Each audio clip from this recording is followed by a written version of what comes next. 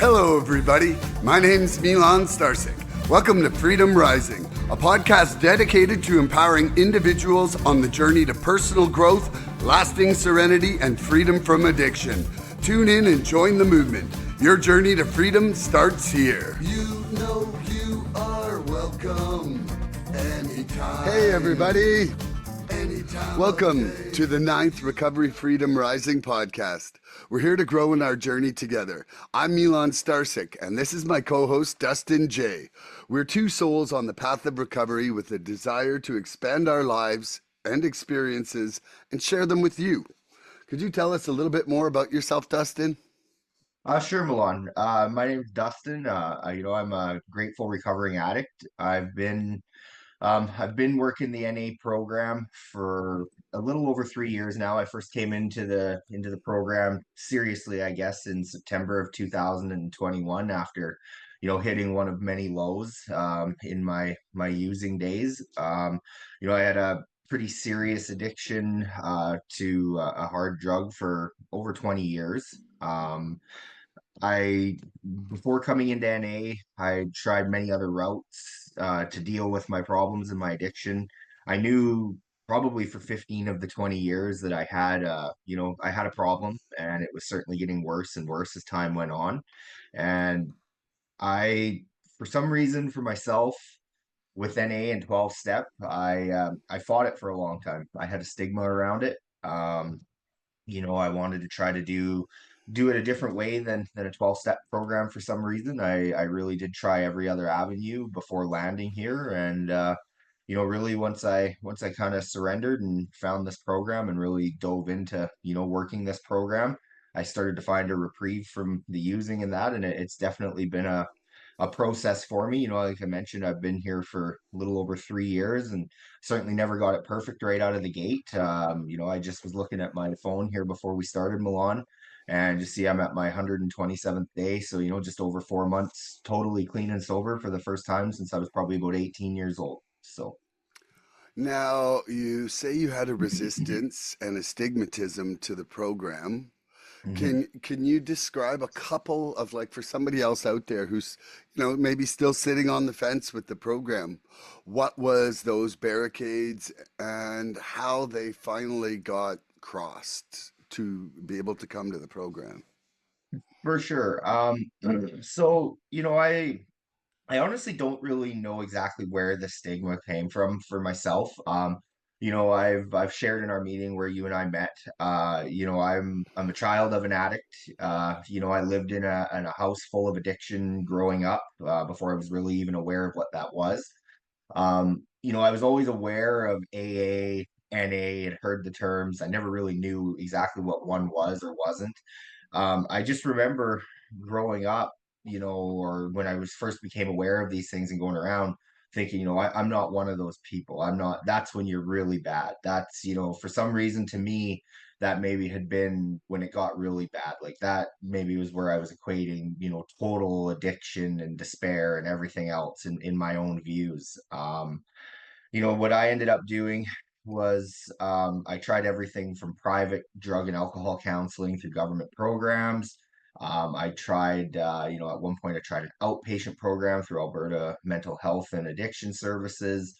There was points when I was in my very early days of addiction when it was first being pointed out to me as a problem that I did step in on a meeting in different communities from where I live now. And the way I thought then was, okay, I went to one meeting and I walked into this dark, dingy basement, not knowing what it was, and there was 4 or 5 addicts sitting around a table, and they all get up and come and try to hug me right away and welcome me in, and it freaked me right out. I backed out. I was like, oh my god, look at these people. I'm not one of them. I'm not that messed up. I'm better than this. I had this real stigmatism to it.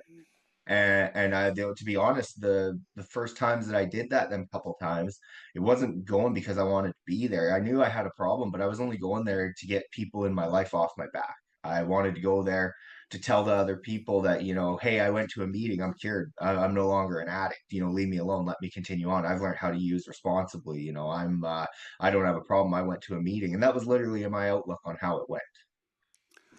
I think that since coming into the program myself and seeing the the various 12-step programs definition of what is, an addict or an alcoholic or whatever. And guess what? I was wrong for a long, long time. I thought that the only person who was the addict was the guy pushing, the shopping cart, or the guy with the bag of cans, or I had a friend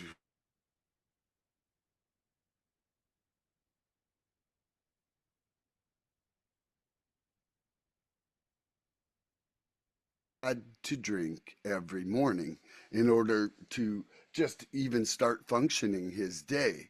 And because that wasn't me, it kept me on the higher side, like just like you, where I'm like putting myself on this pedestal. Meanwhile, my pedestal is in the same park as theirs, Yeah. and I feel that it's really unfortunate that there is shows like Louder Milk and other shows, like almost every TV show I've seen has this false portrayal of a 12-step program and really what addicts are. Like there could be so many families' lives saved if the actual, definition of what an addict is could be spread at an earlier age so that people could self-diagnose themselves correctly. Like it either is a disease or it isn't. And if it is a disease, then it's no more than saying, hey, you've got a lump in your breast to a lady, go to a doctor and check that out. you know like it Mhm. really is like that. So can you tell me then what was the pivotal moment when the program sparked a recovery fire in your heart, when you feel like that, like something caught, something changed, and you're now, had that open-mindedness, willingness, and honesty to really embrace the program? Um, for sure. So I guess I give you a quick little thing here. When I very first really accepted the severity of my addiction would have been in 2015. I was working at the time for an oil company. I had made it up to being a consultant, which in my industry is kind of about that was kind of my dream where I wanted to get to when I first started out working as a young man. I was driven very much. Work was a big part of my life. Like I used to go up north for work, and I would literally stay in the bush or wherever the community I was. Some years, 350 days a year without coming home. And I put in the years, which I'm sure really fueled my addiction in a lot of ways. This industry has a lot of addiction in it. It was big easy money with no real education or guidelines. It really kind of went hand in hand with the trade. And my addiction was really flaring for a couple of years before 2015, and it was getting really bad. And I was having crash and burn episodes. I was going on 5-day runs, missing work, making up all the BS excuses. Everything was quite bad. And I hit a point where I knew I needed some sort of help, and I knew I couldn't do it anymore. I had seen people come and go from rehabs. And to be quite honest, I was jealous. I really wanted that opportunity. I've still never had an opportunity to go to rehab, and I'm really envious of people that did. I would love to have that pause from life for 30 days or 60 days or whatever. I think it would just be extremely valuable to have that break from life to focus on nothing but yourself and your addiction if a person has that opportunity. So I ended up reaching out to the company that I was contracted to and told them, look, I've got a problem here and I need to go and get some help with it. And their response was, thanks for being honest, but we don't condone that. We're a family company and we're a zero tolerance company. You're fired. And that was the start of it. I literally lost about a, $400,000 a year job at that point. And I was not in good shape. I had really, really buggered myself up. And it was quite scary at the time, Milan. And I looked at that time, I went in and I talked to government services to see what I could qualify for to go to a treatment program at that time. And unfortunately, I was turned away. I was told, you know what, you've made too much money the last few years. Yeah, you've got this big problem here, but sorry, you'd basically have to be unemployed and show a no income for a year before we qualify to help you do anything.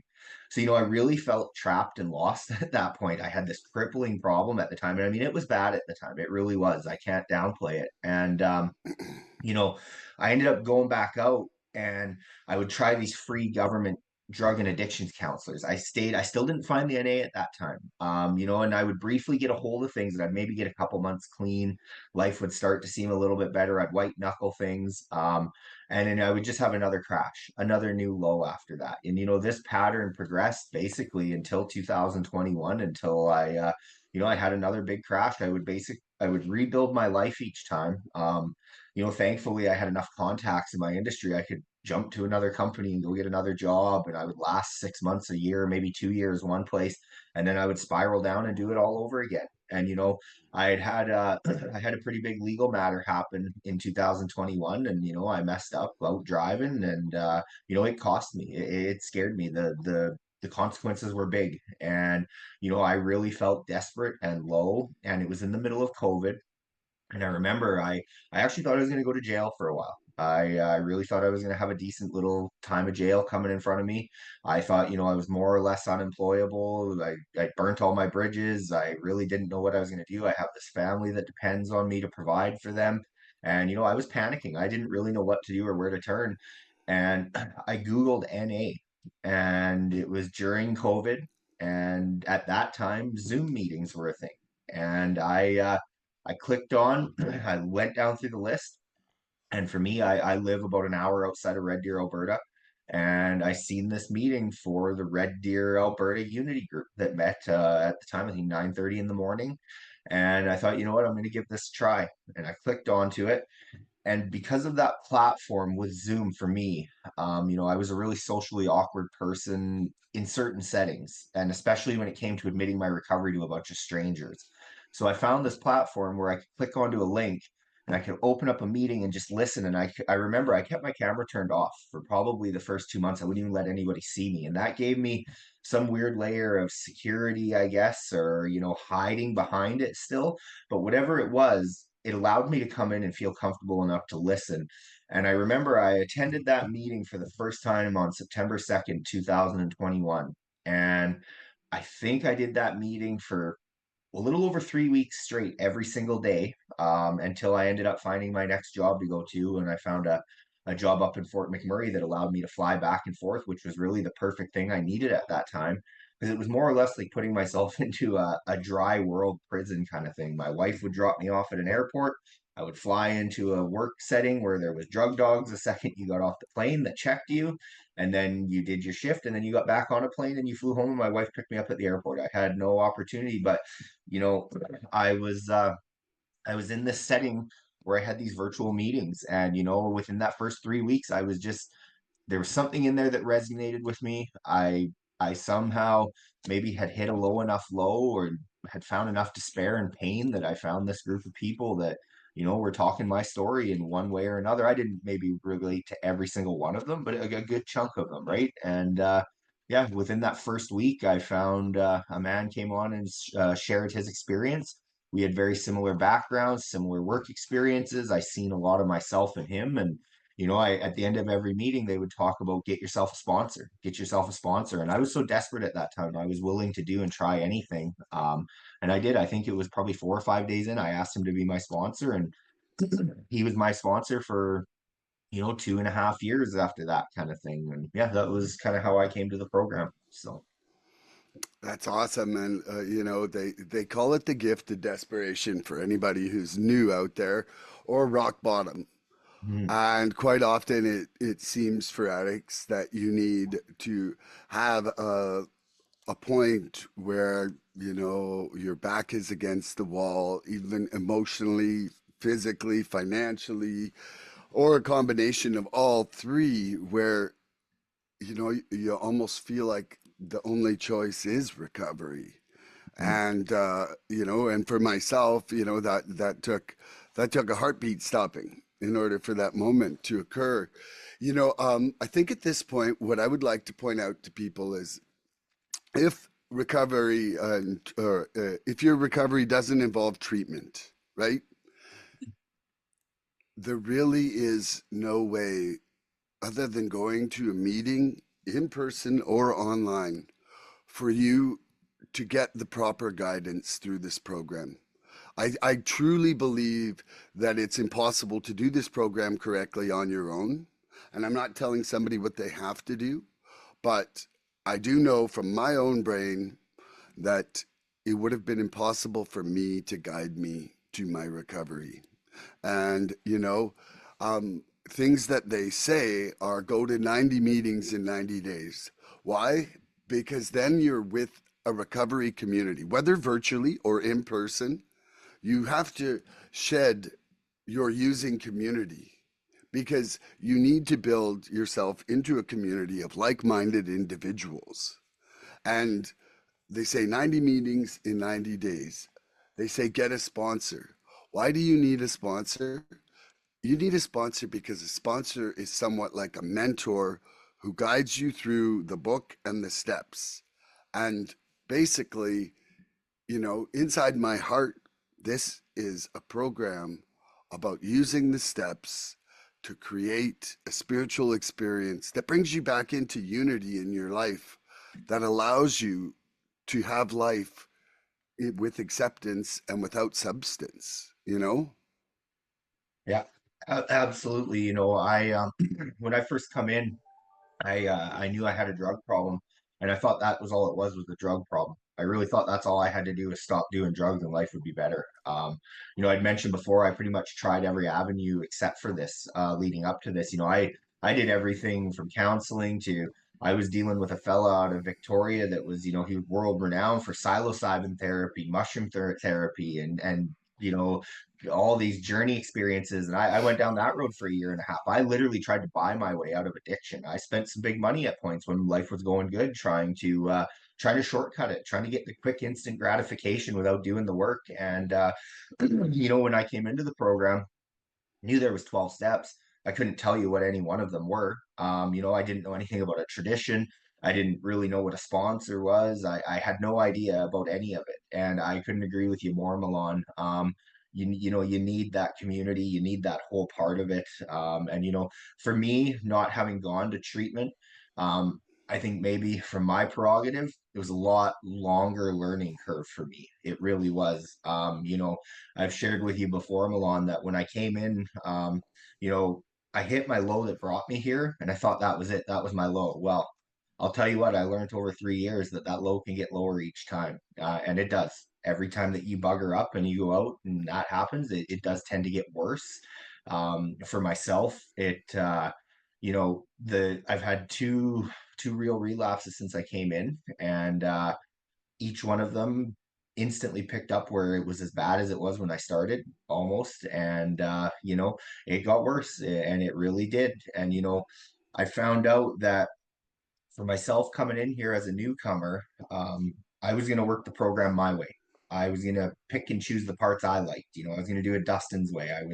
There was no real true surrender. And I think that's maybe the difference between doing it yourself and that maybe, the benefits that could come if you get a chance to go into treatment. I've listened to some of your other podcasts recently where you explain treatment kind of like an intensive 35-day course in recovery. And I think that's awesome. Like, I think anybody that gets the opportunity to experience that should jump all over that. Like, even myself right now, if opportunity opened up and they said you could go, even at the point I am in my recovery right now, I would jump all over it. I think it would be absolutely wonderful. I realize now my addiction started probably as far back as when I was 5 years old. I can see it when it started then before I knew what addiction was. For me, it started with anxiety and OCD because of a traumatic childhood from being in a house with an addict mother. You know, um, I seen the patterns starting then, but I wasn't aware of them. I just thought everybody was like that, and then it manifested itself through before it was drugs, it was sugar and food and this and that. I've shared with you, Milan, I've lost about 100 pounds in the last year. I was a big boy at a point in my life here, and that was that. I was a stress eater. I was this and that. And to this day, my addiction isn't necessarily manifesting in an urge to want to use my drug anymore. Usually one of the first things when I know that I'm getting a little bit off kilter is, I'll crave a bag of candy, as silly as that is. That's my downfall, sugar. And when I see those early indicators, that's what the program has taught me now is that I can spot that quick. And that's when I know now that, hey, whoa, it's time something's getting out of whack here. It's time to pick up the phone and call somebody or do some step work or whatever, right? So I had a stressful few days this week, and certainly it manifested completely in the sugar craving, Mm. and it got to the point where yesterday it was like craving it so bad. I had to go on this long drive for work, and that's the worst for me Yeah. is passing all the stores and the fast food. Yeah. Like literally, there's just a couple alleys between here and where I had to go, where there's every single type of junk you want. Yeah. And I brought some carrots with me. I literally was like, just be willing to get home and not have it. And then when I got home, that it was still there. I almost made myself cookies, and then made myself like just this sugar-free pudding that we had. But Yeah. it was like the struggle was real. Like Yeah. anybody who thinks that their caffeine or sugar habits aren't drugs is lying to themselves. 100%. Yeah. Absolutely. And it's kind of like something that they still let float on the side of a 12-step program. Hmm. Like because they're just happy that you're not using your DOC. Yeah. Which leads me into another thing. So, DOC, on a lot of the meetings, that means drug of choice, which was your drug. Why don't we go through some of the lingo? Let's just take a second here and go through some of the lingo that you're going to hear at a meeting, and try to say our interpretations on it. And if our interpretations are different than the other, then let the other guy, say something after that. Okay, sure. So yeah, I mean, you hit the DOC one. Um, there's several different fellowships even, CA, NA, AA, GA. I mean, you've got the Mm. Gamblers Anonymous, Alcoholics Anonymous, Narcotics Anonymous. Yeah, it's kind of endless there, and that can be quite overwhelming. I'm just trying to think of some of them here. The one example I had wrote down was, I hosted that online meeting for about 6 months when I broke my ankle last year. And, one thing I'm still learning even after all this time is the third step prayer. Like, I'm not going to lie, when at the end of the meeting, Mm. I would 90% of the time turn my microphone off and move my lips to make it look like I was reading it because I still have a hard time remembering all these phrases, there's so much to them that it does get overwhelming even after a few years in. So, And even that one, I would like to say that third step prayer, it's like some people say like there's two sentences before it, hmm. and like, show us how to live is Yeah. actually where that should stop. And then the people, on our meeting are like clean, serene, and Yeah. happy and shit. Yeah. But, like that makes a newcomer feel left out. Yeah. Let's just call a spade a spade. Yeah. Trying like saying things that you don't provide the information for to Hmm. somebody who's new excludes them. No Hmm. matter how much fun you may have while doing it, it really does create the situation of exclusion. Yeah. I had a guest yesterday, and man, wonderful, wonderful episode. Anybody who's out there wants to, hear about, mental health and recovery. But one of the things we brought up was I was talking about doing this podcast with you, and I was talking about those prayers and how they're not on the wall at my meeting. And she said every single prayer she made sure is on the wall somewhere. And when they say it at their meeting, she points to it for the newcomer. Hmm. And I just typed out the serenity prayer for the start, and I actually screen share it now when I'm hosting. Yeah. And that's awesome because I mean that's something everybody takes for granted, I mean sometimes I think that people can become complacent with others that are coming in, and we always say that the most important person in the room is the newcomer. I can give you examples, Milan, of the in-person meetings that I attended. Even after being on the Zoom platform for 6 months, there was a period where I remember literally driving an hour to Red Deer and then driving to the meeting and seeing this group of 20 men or men and women standing outside smoking and being so nervous and rattled with anxiety driving away, like taking 4 or 5 times of doing that before I actually parked the truck and got out and walked into the in-person meeting. And there was a bunch of steps of it for me. First was parking and getting out of the truck and going in. And that's probably my social anxiety, which is strange because, in my work career, I can go onto a site with 200 people and be the boss and do this, and it doesn't bother me. But for some reason, it's not that this bothers me, but it just becomes overwhelming. It is.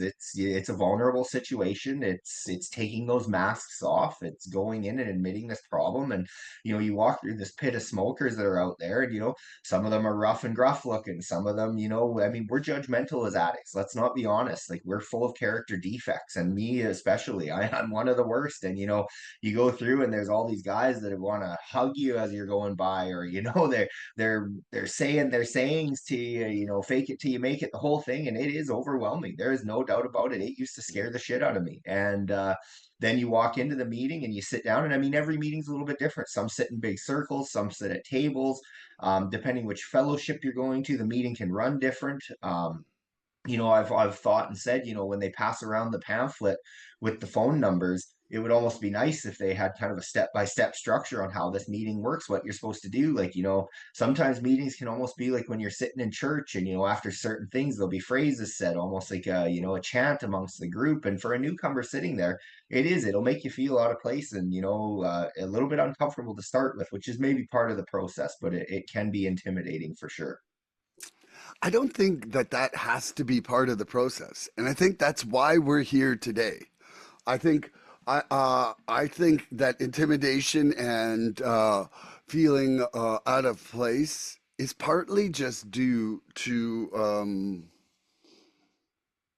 maybe just a little bit more effort put towards how did it feel? How can we change how that feels for someone? You know, um, so I want to back up for a sec, and then I want to come forward for a second in what we're going to go on. One thing I do want to say is that it gave me a really good idea when you were just talking there about creating like 4 laminated pages. Welcome to the meeting, it's called, Hmm. and it lists. Don't run away at the break, blah blah blah. Like, but Yeah. but expectations of that.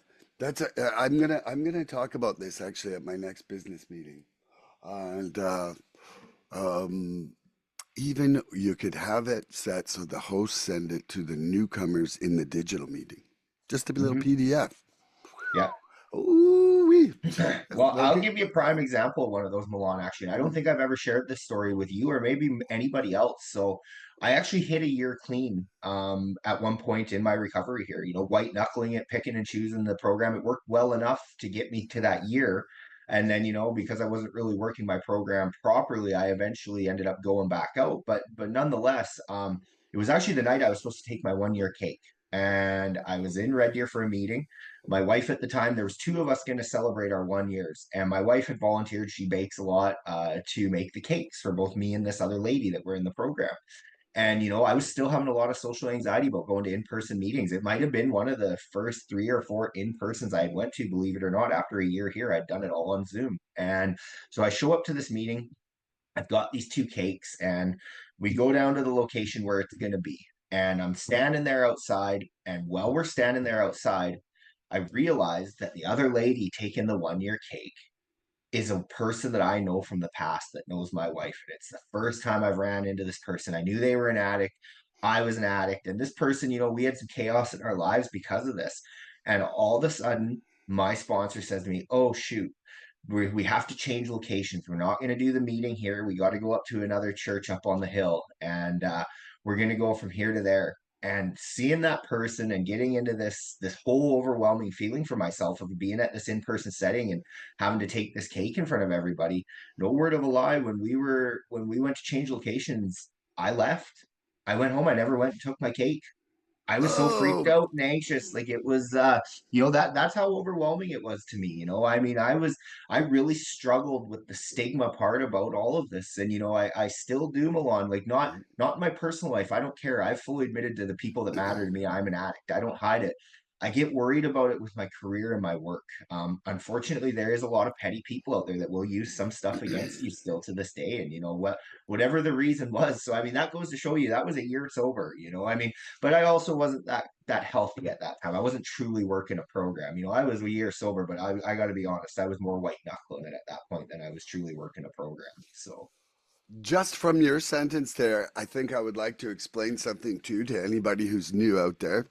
yeah, They call it your belly button birthday, the actual birthday that you were there you born go. on. But Yeah. they call it your birthday of the day that is the first 24 hours that you had clean. So for me, my event was on September 30th. So October 1st was the first full day of my sobriety or clean date or whatever you want to say.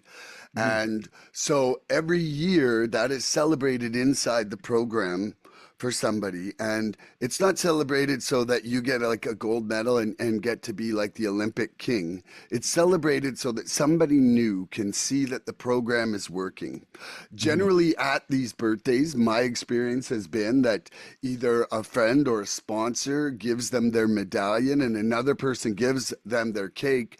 And there's, some kind of speeches about the person. And generally, the person receiving the cake has to give some kind of talk about their story.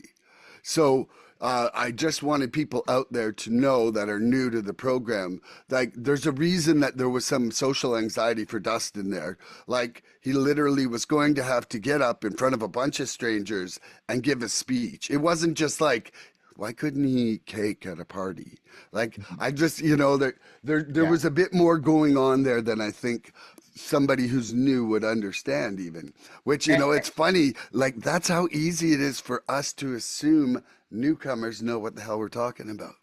Absolutely. And, I should really clarify on that too, because I don't want to scare anybody away. I guess if there was a lesson learned in myself that I would share with somebody that does listen to this, that's new coming into this, is that, the Zoom platform is wonderful to get you in here. And again, it's all about how much work you put into it. Like my big regret is that I should have made my community a lot stronger. I should have been a bigger part of going there regularly.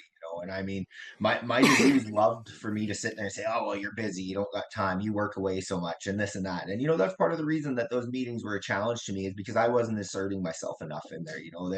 I don't want to scare anybody away. My overall experience with these meetings, especially the in-person ones, is that it's just a bunch of people that want to help, that are trying to get better, that are sick, that are, you might run into some odd experiences. Another one I have wrote down here is, you know try to remember for anybody that's coming in is that everybody in these meetings are cut from a different cloth of life. There's one end of the spectrum to the other. You're gonna run into every race and creed of people. You're gonna run into bikers. You're gonna run into the mom, the old lady that gambles on her way home. You're gonna run into everything in these meetings. And the thing that's important, I think, to remember is um, every one of them is there for the same reason. No matter how the message comes out and across, is they are all there for the same reason, and try not to be intimidated by that. I had one, there's a biker guy in Red Deer at the one CA meeting that I went to. And I remember I went into the CA meeting after one of my relapses, and I went in there and I was sharing. And when you've had a relapse, coming back to the rooms are very hard.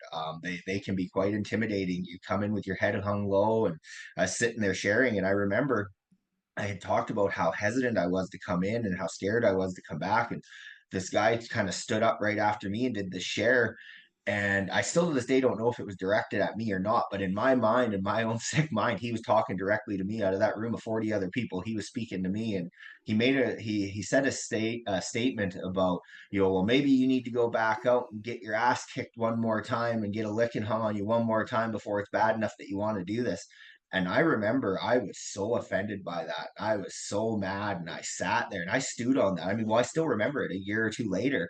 And, I understand now what he meant by it. But, when you're in that early recovery, sometimes those sayings, they can come across. And I guess, for somebody new and coming into it is just, I try to understand everybody is there to, help in their own way and what they think is valuable to you. Don't try not to be offended or, take it the wrong way, I guess. So, I think as well as don't put everybody on a pedestal. It's a yeah, group full of addicts. yeah, You know, like we're all imperfect people just struggling to grasp this chalice of sobriety.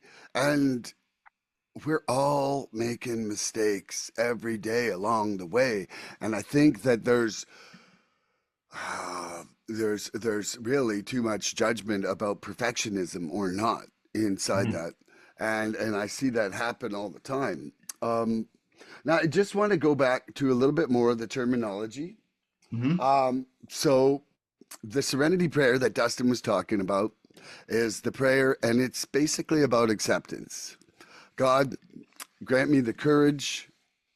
Oh no, I said it wrong. Oh, grant me the. Oh my gosh. Grant me the serenity to Ready to accept the accept the things. things I Yeah, cannot change, yeah, the courage to change the things I can, and the wisdom to know the difference. yeah, And it's really about acceptance, and that's one of the fundamental things about this program, uh, is learning that it's not the world is not our problem. We are our problem, and I think that that is said as a reminder to constantly be vigilant about that inside the program. Also, too, I see on the list there that Dustin prepared for us the seventh tradition. So, one of the traditions is that all of these 12-step programs are self supporting. And so they pass around a basket, and that basket basically funds literature and probably renting the meeting space and the coffee. Simple as that. You know, it's not like somebody's getting rich off of what goes into these baskets at a meeting. You yeah, know, I've seen some people be like, huh. And to me, it's like this. It's like even when I'm broke, which is right now, I want to put $5 in. Why? Because I was paying every day to get high. I found money for that. Why can't I have something to contribute for my recovery in the same mhm, way? You know, um, online meetings have what's called a burning desire. That yeah, is usually partway through the meeting, and it's for somebody who maybe is either having a really great day or a really rough day and has a burning desire to share something and is not willing or able to necessarily wait in the lineup of raising your hand or being chosen, depending on how the meeting is. Um, Another one we talked a little bit about was sponsor. mhm. You want to talk about that one? For sure. So, sponsor to me, in my own personal experience, is probably one of the most important ones. So, your sponsor is somebody that when you're new coming into it and they say it's important to get yourself a sponsor, the reason being is this is somebody that you're going to trust and you feel comfortable enough with after some time to ask them to basically help guide you on your journey through this, to help guide you on working these steps, the proper way to work the steps. One thing I will quickly touch on and share, and I made this mistake is, I myself am getting just now ready to become a sponsor and to take on a sponsee, and I want to do it perfect. I want to me, I looked at this is, that sponsor for me in my early recovery was such a pivotal thing for me. It was such an important thing. And maybe that's just me. I can't speak to everybody else, but I think that if for me, if you're going to become a sponsor, you better take it seriously because this is somebody that's trusting for you to help them, and for a newcomer, you got to remember the sponsor is also just another recovering addict and another human being. They are not going to be perfect. They are sick people as well that maybe have some more time and have worked the program. I think as much as I say it's important to also not put too much expectation and, this and that on them. They have lives. They maybe aren't going to be able to be there at your beck and call every moment. But yeah, in the long end and short of it is that, sponsor somebody that you trust to basically kind of be your leader through this. That's the way I see it, anyways, Milan. And also, too, you know, one of the best things I ever heard was somebody said that the moment somebody agreed to become their sponsor, that person said to him, I will fail you at one point. Mhm. And, you know, like he said, that. that future sponsor said there'll come a moment where I fail you, because it is our innate humanity to want to expect perfectionism out of a person, and people just aren't perfect. Yep. You know, I myself, I'm like constantly like, where am I failing my sponsees? And it's impossible for me to know because I can't even be inside you knowing where I am failing you unless you communicate, right? It's a Yeah. really tough one. And then there is various literature inside the program. Every 12-step program has sort of what they call its big book. They've got an explanatory book that accompanies that. And then there is books with like sort of daily quotations inside that. And that, say, for our online meeting that Dustin and I share, one of them is called Just for Today. And that one sort of takes some quotes from the larger book and has a daily, write up about it, and then has a little quote like, just for today, Dustin will be the greatest guy he's ever been with the principles of honesty and willingness. And it's funny how they single out Dustin in that book on every page. But, and one thing for me that really actually, I remember getting scolded when I was in treatment. We went to a meeting and they said no crosstalk. Well, the only thing I had ever heard about cross and talking was, I remember an aunt, she was like, when she got cross, she would cuss us out. Like when she got mad. So I was like, okay, I'm sitting in the audience, not the audience, but I'm sitting in the group and I'm thinking, okay, no angry talk. So somebody said something and I was like, oh yeah, I feel that too. And then like people are like, no cross talking. And I was like, okay, I don't know what cross talking means. But cross Mhm. talking is basically talking while someone else is talking or talking directly about what they've said. Yeah. And um, it's a really strange thing. Like I can understand definitely never interrupt someone while they're sharing, right? And also never put a judgmental statement on what someone else has shared.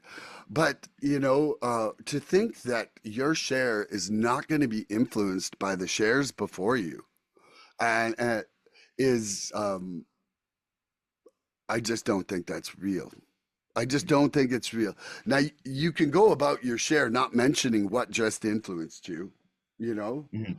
but I I think that I think acknowledging somebody for helping open your eyes is not necessarily a bad thing. But maybe I guess do it in private after, because if that is the group rule, then you should follow the rules, or it would be chaos. Yeah. Yeah. And I think that's kind of why I found such comfort in the meeting that we go to regularly. I think that rule it's there, but I think I've checked out a lot of online meetings. I've been to several different in-person meetings in different areas, and there is some groups that are much more strict about it. Like there's some groups that are ran, oh my gosh, like if you get out of their format, you're gonna hear about it. Whereas at our group, you do quite often hear somebody maybe just make quick reference to a share one or two before them, and it doesn't seem to be that big of a deal, which I think I agree is good, and that's I think why I keep coming back to that same one there, as long as it's not getting carried away. Yeah. Yeah. Okay. Well, you want to bring up the next point there, Dustin? Um. So I'm just looking here. Oh, sorry, one second here. So I guess another big one for me that I have written down here, that was really strange for myself is, you know, telling another man that you love him. Like, when you hear another man, when you come in as a fresh addict and your first time, you've already got, like, for me anyways, the stigma around admitting I'm an NA person or an AA person. Oh my God, just you really hit it on the head at the beginning, Milan. To me, I think that's where it was the guy that was the NA member was the guy pushing the shopping cart, the guy that had lost everything. For me to get over that stigma, admit I'm in the same group of people there. And then all of a sudden at the end of the meeting, these complete strangers that some of them I've never seen or met before want to give me a hug and, tell me they love me. But that could be quite overwhelming, especially, for me when I came into recovery, I was in survival mode. When I was in my active using, I wanted to be the biggest, baddest guy there was. I was this thug. I was this, hard up guy. At the end of it all, I was a junkie. Like, let's be honest, I was a junkie. I wasn't fooling anybody. I was no big bad guy. That was just a persona and a mask I tried to put on to survive in that world.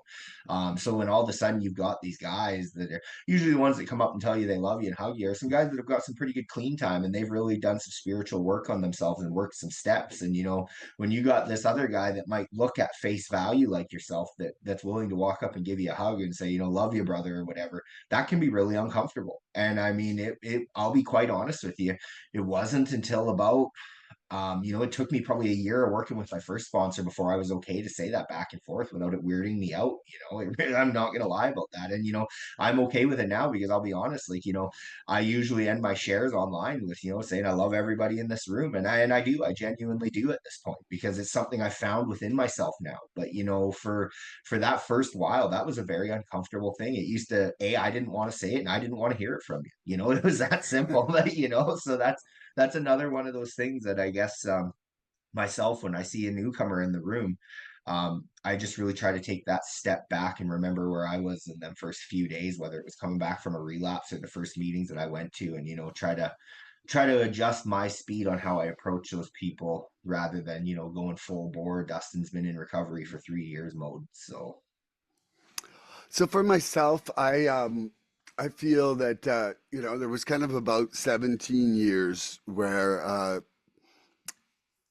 okay, the first step is really kind of taking the surrendering, and it basically is admitting defeat. Now, this defeat doesn't mean that you're conquered. This defeat means that you're free. And so it says, admitting that we're powerless against our addiction and that our lives have become unmanageable. Um, for myself, there were 17 years where I tried drinking or on weekends or partying on weekends. I thought, I could stop for a few months and be in control of it. Then when I would go back, it would become worse. You know, um, and it was progressively, taking its toll on me health wise. And they I listened to this one speaker, and he was talking about nobody wants to admit complete defeat. And his example was the Japanese in World War II. And I'm not trying, there's no racial negativity here, anybody who's listening. This was his example, and I thought that it was a really good analogy, and so I'm going to repeat it here. Um, what this speaker had said was, in World War II, they dropped one nuclear weapon on Japan, and its devastation was, like almost an inconceivable amount of death and injury and harm done. Like, if you had witnessed something like that, it, it, it would change your perspective on devastation forever. And, after that first one, Japan was still trying to negotiate its surrender. And the US said, absolutely not. We want unconditional surrender. And it took them dropping another bomb and another 100,000 people dying. And then Japan finally admitted defeat. Yeah. And what I liked about the way that the speaker said is, how many bombs do you have to drop on your life till there's nothing left before you would admit that surrender? And the reason, to anybody who's new, that this is the only step I'm really going to talk about here, because the steps are meant to be done in order. And if we're talking about introductory recovery, this is the step that is your first step coming in. And I'm not saying you have to take it, and I'm not saying you have to admit this. I am just saying that the steps steps are a program of action. And some people call this a decision step versus an action step, but I still believe that deciding is an action. And so admitting you're powerless means that you don't have control over your addiction. And what that really means is that you don't have control sometimes. You don't have control on the weekends. Like you are not the one in control when you start using, or at points where it's put in front of you to resist it, or to start it and to stop it in like an interval. You know, they say try controlled drinking or try controlled using. Yeah, have fun with that if you're an addict. Like it's really not going to end up somewhere pretty. And it is the only step that has to be 100%. But Yeah. for my experience, everybody who's out there, it was a 17-year struggle where I thought I was in control. And when I finally just admitted defeat and was willing to go forward with the program, like with some honesty, with an open mind, and willing to do it, like willing to do anything to not be there anymore, you know? About 70% of my mental space was freed up because I wasn't thinking about the acquisition, the dispensation, and the usage. And oh, let's think of all the lies I got to tell in order to maintain that. So much of my brain was wrapped up in that process that it was keeping me from the present moment.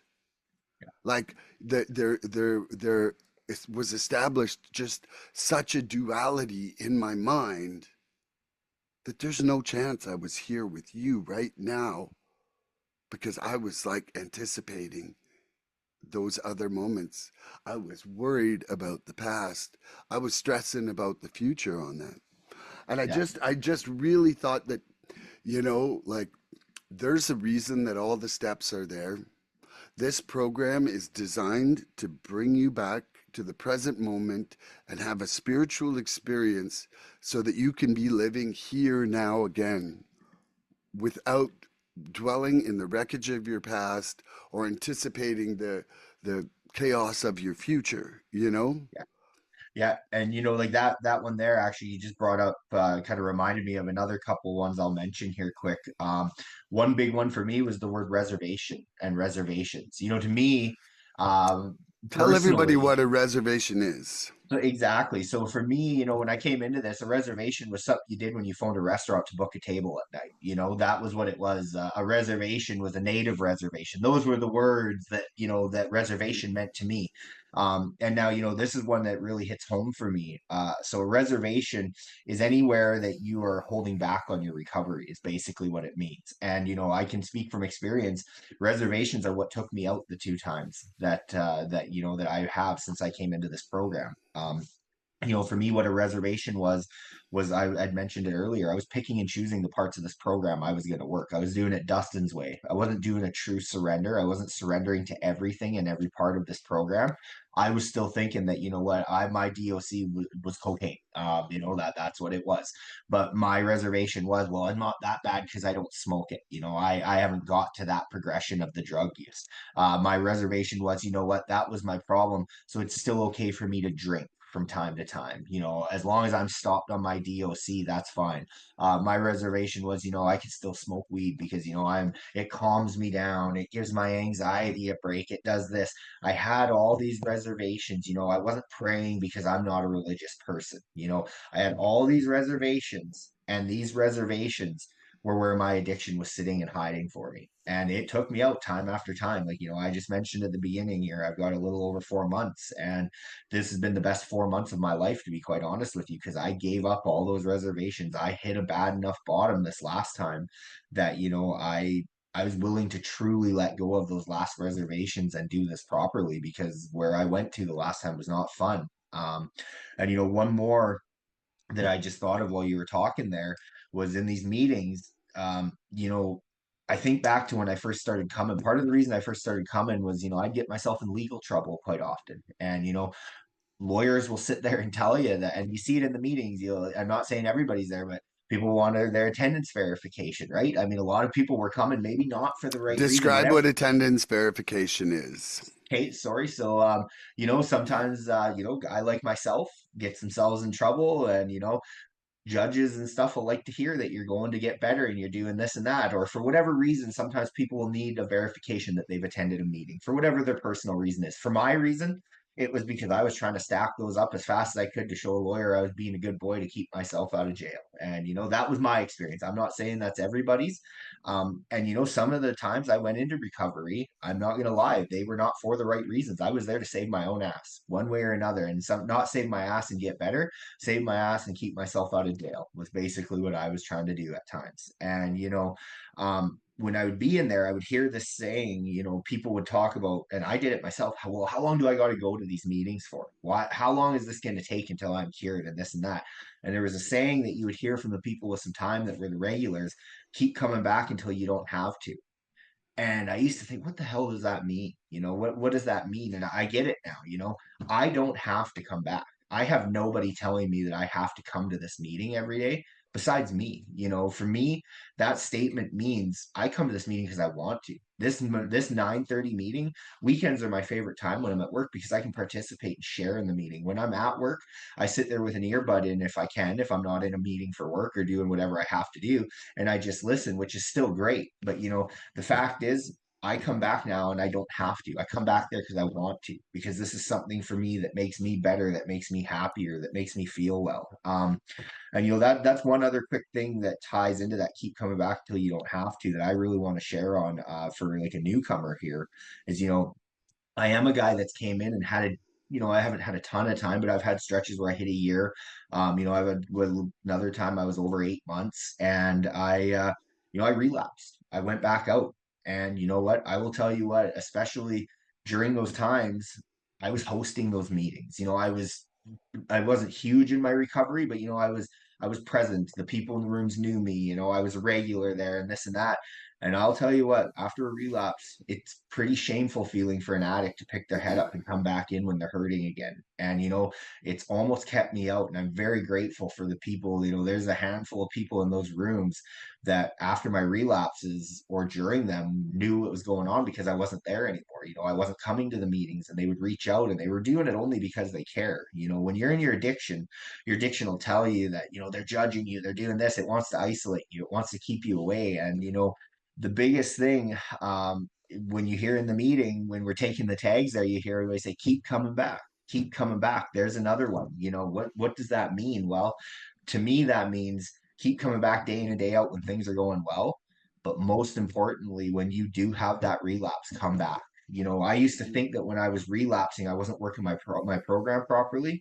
But in all reality, when I was relapsing, by keeping coming back, I'm working my program perfectly. It's when you don't come back that it's not working anymore. And I think that's really important to note there. So, I think also too, um, don't leave before the miracle happens and keep yeah. coming back. Like my first my first addiction that I pulled out of, it was on a DOC that left me very unhappy for about at least a year. Mhm. And so, coming out of various substance uses, there's a lot of people who have virtually no ability to experience joy for a while. So they enter the program, they're coming, and they're like, life is miserable. And, like part of the keep coming back is keep coming back because things will change eventually. Like don't leave before the miracle happens, because that miracle is your life coming back, is that freedom from the pain that you're suffering from right now. You know, um, I really thought almost for a year of my life that I wasn't going to ever be truly laughing again. Mhm. And I would say, Dustin has my witness that I'm kind of a pretty silly guy. Yeah. There's a lot Yeah. of positivity there, that's for sure. Yeah. And that wasn't there Yeah. in some years of my life. And so, like that keep coming back, I think is a two-sided coin. Yes, keep coming back even if you relapse, but also just keep coming back because things take time. You Hmm. know, most people walking in any of these rooms, virtual or in person, you're not walking in because you had a crazy weekend for the first time with a substance. You're walking in because something has gone wrong in your life and you fucked it up with drugs. Yeah. Like, and whether and by drugs, anytime I say drugs, alcohol's in there. I don't Yeah. care, Yeah. like alcohol's just a liquid one, whatever, Exactly. They're all just a different form. But Yeah. I definitely think it's there's more wreckage in family lives and spousal abuse and everything with alcohol as anything else out there, you know. Yeah. Um, and I just really think that it's important to realize that you're going to get out of this program what you put into it. Yeah. You will get nothing for nothing. Hmm. Go to sporadic meetings, don't work the steps, don't get the sponsor. Don't come to me surprised that it didn't work. There's a really good analogy that my sponsor said to me. He said, imagine that your recovery is a science experiment. And for 1 year, right? Say it's a chemistry experiment that takes 1 year. You couldn't not add certain elements and expect to get the same chemical result at the end of that experiment. So for 1 year, just try taking every suggestion that's given. Don't judge it, don't pick and choose, but for 1 year. And if you are not straighter and your life isn't starting to go better after that year, fine. Like maybe this program's not for you. But Hmm. unless you do everything for 1 year, you're never going to know. You can't Yeah. call it a science experiment. You can't say the program didn't work if you don't work it, Yeah. you know? Like it's as simple as that. And going to meetings was said back, there was an old timer that was on a meeting the other day, and he said, going to meetings is the community building part. Your recovery is doing the steps. Hmm. So, anybody who's showing up to meetings and wondering why they're not getting relief from their life, from their addiction, it might be because they're not addressing the steps in the way that the program was originally intended. Hmm. It literally says in the books, this is a program of action and these are the steps to take. Yeah. And Well, there's nothing unclear about that sentence. no, and I think, and I think I've heard you mention it on here before, and I've heard it in meetings for sure. A 12-step program I think can be valuable to anybody, not necessarily just an addict. I think just for a better quality of life in general. I don't want to sound preachy here, Johnny come lately kind of thing, but like really, I'm just finishing my step 12, 3 years in this program. I'd never gotten through a full set of steps until now. And, I had a personal goal. I wanted to have a set done before Christmas, and I'm going to make that happen, and now I'm getting to that end of that first set of steps, and I'm already thinking about going back and starting another one because things are different now. I could, that immediate drug use part insanity that I was addressing in the first step. Great, that's done, and I'm grateful I got it done. But now I can't wait to go back and start it because I'm full of defects. It ain't just drug use. I'm a miserable prick at times. I'm not gonna lie. I have a lot of defects in me. I have a lot of, character defects. Like I got rid of some of them and I'm working on them, but the biggest thing for me is I'm really seeing that this is a lifelong progression. This is not a one and done thing. That as soon as I go stagnant on this, I will go backwards. I hear guys in our other meeting mention, as soon as you stop pedaling forward, you'll start going backwards. And I mean, I think that is a very, very true thing. And I don't think that's just an addict. I think that's life in general. I mean, it is a program of action, and I think it can be applied to a lot of other things as well.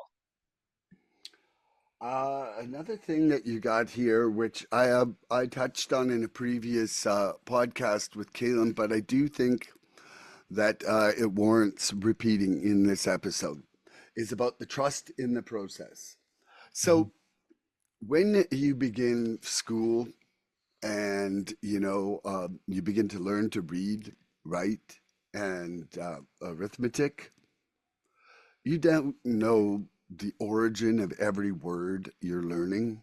You don't know why addition works or subtraction works. You don't understand why systems of numbers can be proven to be accurate. But at that point of starting to learn about something, you have to trust that the person who is helping you, giving you this information, is telling you the truth. And so there, in your early days in scholastic education, even if you were homeschooled, the same thing occurred. You had trust in the process. Hmm. This is another circumstance where you may never understand why surrender works, and you don't have to, but you do have to lay a certain amount of trust in the process because otherwise you could be stagnantly sitting there forever debating every efficacy of every step. And Hmm. that is not approaching it with an open mind, which is necessary. And it's not willingness to discard your prejudices. Hmm. It's really important that when you're coming in, just have an open mind because what you were doing to get there didn't work for your life or you wouldn't be here. Yeah. Like if we had the magic solution to life, we would never enter these rooms. These rooms wouldn't even exist. Yeah. And I think it's super important that if you're finally coming in and you're feeling broken, you don't need to know why tape works to tape you back together. You just Yeah. need to know that there's tape there and that there's a community that's going to love you until you can love yourself. Yeah. And I think that's 100% along like you even talk about just the process. I mean, when we first come in here, I know for myself anyways, it was a struggle to put a day together sober. You know, that my process went where coming in, I had to lay just enough bricks and foundation to get through a few days sober without picking up and using. And that way my brain could start to clear some of the fog away over time and then start peeling back those layers and then start dealing with the root causes underneath that drove you to that addiction. Like, I mean, that's that process piece right there, right? I mean, it isn't going to happen overnight. And the deeper you go, my first sponsor said something to me there. When I was doing my first, I did 3 attempts at a set of steps before on this fourth one where I finally got through them. And I'd be doing step work with him. And I think he knew I was bullshitting. I think he knew I was holding back. And he said to me the one time, he says, you don't got to be honest with me. You don't got to be honest with the group, but you sure as fuck better learn to get honest with yourself. And, that was one that really hit me because you know what? The more honesty and rawness and trust in that process and working with your sponsor that you can get, the better your outcome is going to be. I mean, I'm seeing it firsthand for myself. The more honest and real and deep you're willing to dig into these things when you're doing that step work and really delve into it, the better your outcome of your experience is going to be. I mean, don't get me wrong, you can do what you have to do, but the more you're willing to put in and fold back and be vulnerable and have that humility and everything else that goes into it, the far better your experience is going to be in here. I think that's my take on it, anyways, for what it's worth. I 100% agree. And that kind of rolls right into throwing out old ideas. Mhm. We spent our lives as these selfish addicts coveting this secret fucking information. They're really looking at photos. Come on, we didn't have no secrets. No, no, but, no. but, coveting those secrets, and that's what kept us sick, you know? And so we have to take all these old habits, see them for what they really were, and throw them out and learn new habits. And that is going like, they say it's a simple program for complicated people and you just have to change everything. Yeah, Well, you really do. And that is why it is called working on the steps, Like it's not called coasting into steps. It's and it's not called like like it's very funny that the word free is in freedom because it doesn't come for free. no. It comes from work. And like Dustin was just saying, like I've done a second set of steps down myself. And you won't even be able to accurately see everything inside your steps the first time you do them. It's almost like peeling an onion. Yeah. Like you could get to the very outer stuff that is the super apparent things. But until you have that level of honesty, you're not even going to see the inner level of honesty.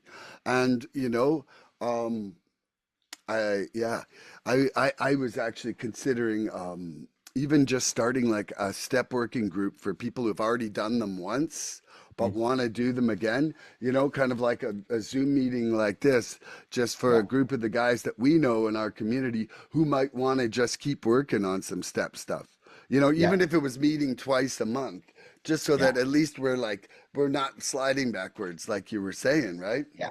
Oh yeah. Like I mean, I'll share with you quick here. I last night even, I got, life's far from perfect right now in early recovery. I've got a lot of personal stuff going on from the wreckage of 20 years of addiction. And last night I was having a personal challenge with a loved one that I'm going through. And I sat down and, I just opened up my step book and I went right back to step one because my brain was going and I sat there, okay, yeah, surrender. Okay, yeah, no, this one, that one. And I just took 2 seconds on each one of them and flipped through my book from 1 to 12 and quickly identified one of those things for myself. By the time I was done, I was able to unwind myself and just, okay, there you go. And I mean, it's that quick and simple. It doesn't have to be a full, hour long process. And that minute of, insanity firing up, I was able to just, defuse it right there. So, yeah. It's amazing what they can be for tools in our lives. Yeah. So I think we did a great job here today, and I think I'm really happy to have you on for your first time here, Dustin. I I appreciate it. Thank you, Milan. I look forward to us exploring a vast number of concepts together and us having some guests ourselves at the same time. We're kind of the Breakfast Recovery Club. And Yeah, I for like those it. of We're you the who early don't risers. know, Dustin and I started recording this at 3:40 a.m. today. Well, Yeah, we're my usually up time. about Yeah, we're usually up about 4 a.m. You and I doing our gratitude lists. We're That's the right. early A risers. little So. bacon, eggs, and recovery we got today. So, Yeah, if you liked what you've seen here today, please subscribe and share this podcast. We're trying to get up to 100 subscribers here. So, if you could help us do that, that would be great. We're looking for interaction with our audience. Please email recoveryfreedomrising at gmail.com or contact Milan South Okanagan Starcic on Facebook with questions, topic suggestions, or just comments. Yeah, if there's something you'd like to see Dustin and I explore, if you like this episode, just send us the topic. We'll explore it. We would love to do something like that.